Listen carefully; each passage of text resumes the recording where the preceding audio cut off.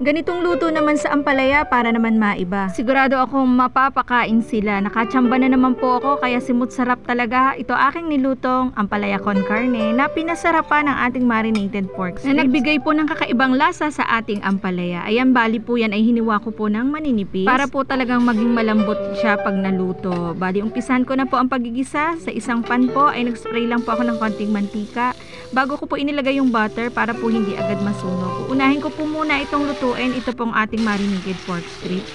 Bali po, kailangan po nasa mahinang apoy lang po ito.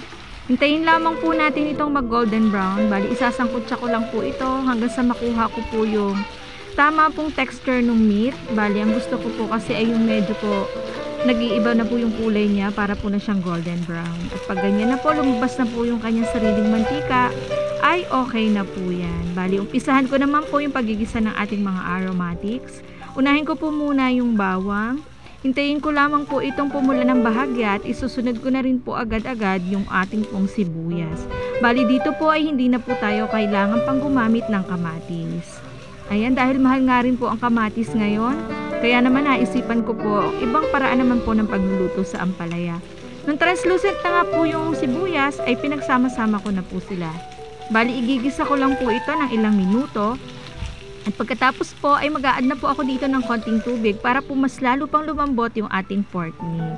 Yan, simmer lamang po natin ito hanggang sa ma-reduce po yung sabaw. At pag ganito na po is okay na po yan. Pero depende pa rin po yan sa inyo kung matigas pa rin po yung meat. Pwede naman po kayong mag-add dyan ng water.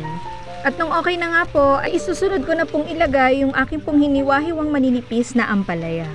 Haluin lamang po natin ng dahan-dahan pagkatapos igigisa ko lang po ito ng ilang minuto. At titimplahan ko na rin po ito ng karagdagang pampalasa. Dahil may lasa na nga po yung meat, magdadagdag lang po ako dito ng black pepper at konting asin. Then hahaluin ko lamang po ito ulit. Talaga naman pong napakabango. Umaamoy po talaga yung marinated pork po na ginawa ko. Before po talaga is hindi nakain yung mga anak ko dito. Pero ngayon po ay isa na rin po ito sa mga paborito nila. At pagkatapos tatakman ko lamang po ito, sisimmer ko lang po ito ng isang minuto bago ko po ilagay yung ating pong beaten egg po na nilagyan ko po ng milk. Ayan, yan po yung ginagawa ko para po hindi talaga mapait yung ampalaya. Then tatakpan ko lang po ulit ito ng isang minuto. Hintayin ko lang po kung mabuo ng bahagya yung pong egg para naman po pag hinalo natin ay meron po siyang buo-buo na egg na makikita. Ayan, haluin lamang po natin ng mabuti at pagkailan nga po ng ilang minuto ay ready to serve na po ang aking napakasarap na ampalaya con carne na talaga naman po pati yung mga anak ko ay napakain. At nakachamba na naman po ako kaya simut sarap po talaga itong aking niluto. Kaya gawin nyo na rin po ito. Salamat po sa panonood. Bye-bye!